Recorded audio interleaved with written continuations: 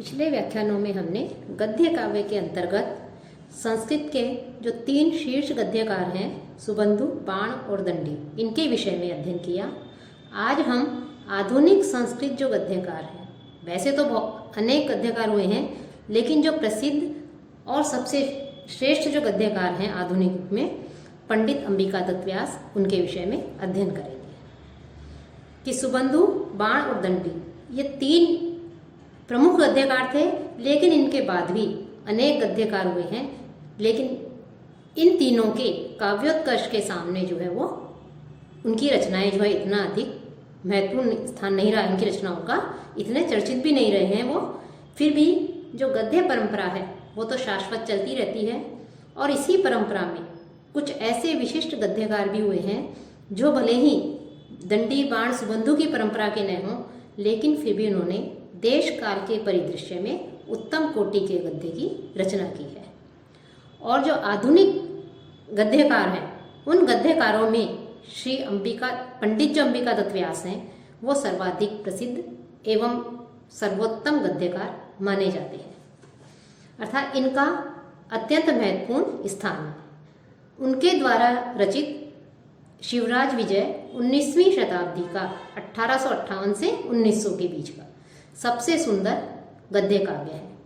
वैसे तो पंडित अंबिका दत्त व्यास ने संस्कृत एवं हिंदी में कुल मिलाकर करीब 78 के आसपास उन्होंने रचनाएं लिखी हैं, लेकिन उनके यश का जो मूल आधार है, जिससे उनको प्रसिद्धि मिली, यश मिली, कीर्ति मिली, वह उनका ग्रंथ जो है शिवराज विजय है। शिवराज विजय उपन्यास है और यही उनकी प्रसिद्धि का मुख्य आधार है। ये जो पंडित अंबिका दत्त व्यास हैं, ये काशी के प्रसिद्ध विद्वानों में से थे, और वहीं उनके पूर्वज जयपुर जो हैं वो जयपुर राज्य के निवासी थे। लेकिन उनके पितामह काशी में आकर बस गए थे और उनका अध्ययन वहीं पर संपन्न हुआ। व्यास जी ने बिहार के राजकीय संस्कृत महाविद्यालय में काफ़ी समय तक अध्यापन कार्य करने के साथ साथ हिंदी और संस्कृत की लगभग अनेकों पुस्तकों की उन्होंने रचना की। साथ ही बिहार में संस्कृत संजीवनी समाज की स्थापना कर संस्कृत शिक्षा प्रणाली का भी उन्होंने जो है विकास किया, उसमें सुधार भी किया। शिवराज विजय इनका जो ग्रंथ माना जाता है, इनका जो उपन्यास है, वह निश्वासों में विभक्त अत्यंत रोचक ऐतिहासिक उपन्यास है।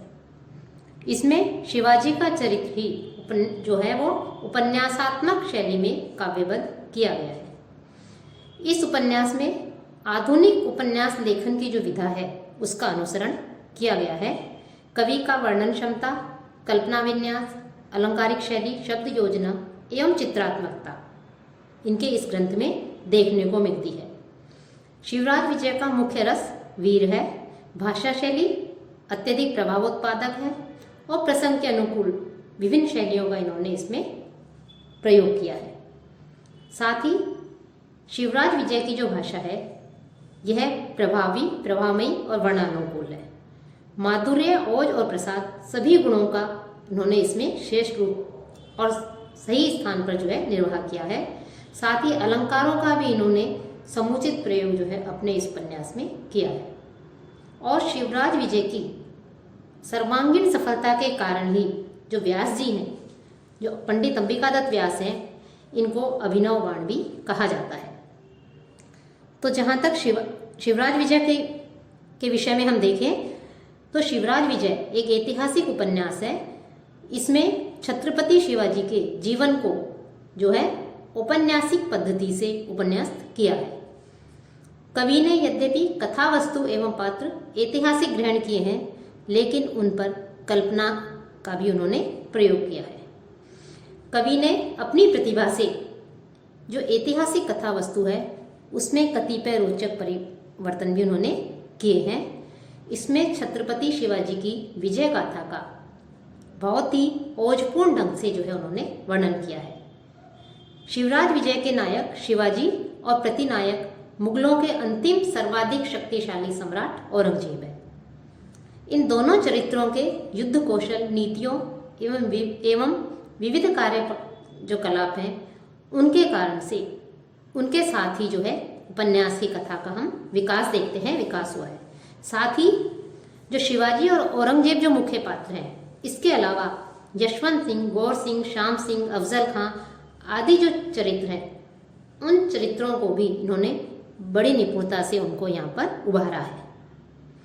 ये शिवराज विजय उपन्यास में दो स्वतंत्र कथाएं एक दूसरे के समानांतर चलती हैं, जो एक दूसरे की पूरक है। कवि ने ऐतिहासिक घटनाओं को कल्पना से सम्मिश्रित करके इस उपन्यास को अत्यधिक मनोरम बना दिया है। भारतीय स्वतंत्रता जो संग्राम है, उस संग्राम के अरुणोदय में लिखित यह कृति राष्ट्रीय जन जागरण में भी सहायक सिद्ध हुई है और व्यास जी ने यथाअवसर कल्पना का प्रचुर प्रयोग करते हुए भी ऐतिहासिकता को अक्षुण्ण रखा है। यो तो विषय वस्तु की दृष्टि से शिवराज विजय में शिवाजी और औरंगजेब की प्रसिद्ध घटनाएं दी गई हैं, लेकिन तत्कालीन प्रसिद्ध ऐतिहासिक व्यक्तियों का भी, जैसा कि बताया है, उसमें अंकित किए गए हैं। लेखक ने प्रत्येक पात्र के चरित्र का जो वर्णन किया है, प्रत्येक पात्र के चरित्र निरूपण में जो है लेखक की कुशलता हमें दिखाई देती है। साथ ही शिवराज विजय के नायक जो शिवाजी हैं, वो भारतीय आदर्शों, संस्कृति और सभ्यता में जो है वो पूर्ण रूप से वहाँ पर उन्होंने उसमें का वर्णन किया है। कि जैसे कि उदाहरण के रूप में हम दे सकते हैं कि पंडित अंबिका दत्त व्यास ने जो शिवाजी हैं उनकी विशेषताएं जो स्पष्ट की हैं, उसमें कुछ इस प्रकार से हैं कि महाराष्ट्र देश रत्नम यवन शोणित पिपासा आकुल कृपाण है, वीरता सीमंतनी सीमांत सुंदर सांद्र सिंदूर दान देदीप्य मान दोर्दंड है, मुकुटमणि महाराष्ट्राणाम भूषणम भटानाम निधिर नीतिनाम कुलभवनम कोशलानाम पारावार है, परमोत्साहनाम स्वधर्माग्रह ग्रहीत है, शिव एक धृत अवतार है, कार्य व साध्येयम देहम व पातकेयम। इस उदाहरण में जो अवतरण दिया गया है, इसमें शिवाजी की समग्र चारित्रिक विशेषताएं यहाँ पर स्वतः ही स्पष्ट हो जाती है। और हम देखते हैं कि जो व्यास जी हैं, उन्होंने शिवाजी जो महाराष्ट्र देश का रत्न मानते हुए उनकी कृपाण को यवन रक्त की पिपासु कहा है। साथ ही कवि ने शिवाजी को महाराष्ट्र निवासियों के मुकुटमणि, योद्धाओं का भूषण, नीतियों के निधि, कौशलों के कुलभवन, परम उत्साह के पारावार, स्वधर्माग्रही वीर और शिव जो है उनका साक्षात अवतार कहा है। तथा शिवाजी की यही एक प्रतिज्ञा है कि करो या मरो, अर्थात या तो कार्य की सिद्धि हो या कार्य के लिए बलिदान हो जाओ। इस चरित्र नायक के चरित्र की उत्कृष्टता स्पष्ट करते हुए व्यास जी ने यह स्पष्ट बताया है कि एक ओर तो औरंगजेब पर नारी हरणकर्ता है और दूसरी ओर जो शिवाजी हैं वो यवन शासक की दुहिता को सुरक्षित उसके घर भिजवा देते हैं। इस प्रकार शिवराज विजय के अन्य जो पात्र हैं, उन पात्रों का भी कवि ने वास्तविक चित्रण प्रस्तुत किया है और मानव प्रकृति व बाह्य प्रकृति का सुंदर समन्वय उसमें हमें दिखाई देता है। शिवराज विजय का जो मुख्य रस है, प्रधान रस है, वो वीर रस है, लेकिन हास्य, शांत, विभत्स रस भी सहायक रूप में यहाँ पर हमें दिखाई देते हैं। और प्रधानता तो केवल वीर रस की रही है। और यदि हम यह कहें कि वीर रस के इतने सुंदर चित्र संस्कृत गद्य साहित्य में बहुत कम मिलते हैं, तो कोई अत्युक्ति नहीं होगी। शिवराज विजय की वर्णन शैली भी प्रशंसनीय है और व्यास जी ने इस वर्णन प्रधान कृति में घटनाओं की जो गतिशीलता है उस पर भी पूर्ण ध्यान रखा है। और जो विद्वान हुए हैं, जो विचारक हुए हैं, उन विचारकों ने तो उन्हें अभिनव बाण की उपाधि से विभूषित करते हुए यहाँ तक कह दिया है कि बाण की समान, बाण की भांति एक ही बात अथवा वर्ण विषय को लेकर पेज नहीं रंगे गए हैं। शैली में प्रासादिकता और प्रभाव के साथ प्रौढ़ता भी है। शिवराज विजय के लेखन की जो लेखनी है उसमें दंडी और बाण की शैली की सफल अनुवृत्ति देखी जा सकती है। उनकी समग्र विशेषताएं शिवराज विजय जो काव्य है उसमें परिलक्षित होती है। ईसा की 7वीं-8वीं शताब्दी को संस्कृत साहित्य का स्वर्णयुग कहा जा गया है, जिसमें दंडी, माघ, भवभूति और बाणभट्ट जैसे अनेकों विद्वान जो है हुए हैं। इन सभी की कृतियाँ अपने अपने क्षेत्र में प्रशंसा की पात्र रही हैं। इनकी अपनी अपनी विशेषताएं इतनी अधिक हैं कि कभी काल से कराल काल में भी कवलित नहीं हो सकती, अर्थात वो नष्ट नहीं हो सकती। जहाँ दंडी अपने पद लालित्य और आलोचक के लिए मार्ग सर्वांगपूर्ण काव्य कृतित्व के लिए काव्यशु मार्ग है, और भवभूति करुण रस की मार्मिक अभिव्यक्ति के लिए कारुण्य भवभूते है के रूप में चिरस्मरणीय है। वहाँ बाणभट्ट अपनी अनुपम कला शैली के लिए अमर है। उन सभी का, कि चाहे वो बाणभट्ट हो, चाहे भवभूति हो या मांग हो, इन सभी की का समन्वित प्रभाव यदि हम किसी परवर्ती कवि में देख सकते हैं तो वह अभिनव बाण अर्थात अंबिकादत्त व्यास ही है। इस प्रकार जो अंबिकादत्त व्यास जी हैं, उन्होंने शिवराज विजय में विभिन्न विषयों का कलापूर्ण वर्णन भी किया है और प्रकृति सौंदर्य के भी अनेक हृदयग्राही जो चित्र हैं वो अंकित किए हुए हैं। इन्होंने प्रकृति का इतना सुंदर जो है उसमें चित्रण किया है। शिवराज विजय का जो कला पक्ष है, उस कला पक्ष में देखें तो इसमें कुछ विचारक इसे गद्य काव्य मानते हैं, कुछ ऐतिहासिक काव्य की संज्ञा देते हैं, कुछ उपन्यास कहते हैं।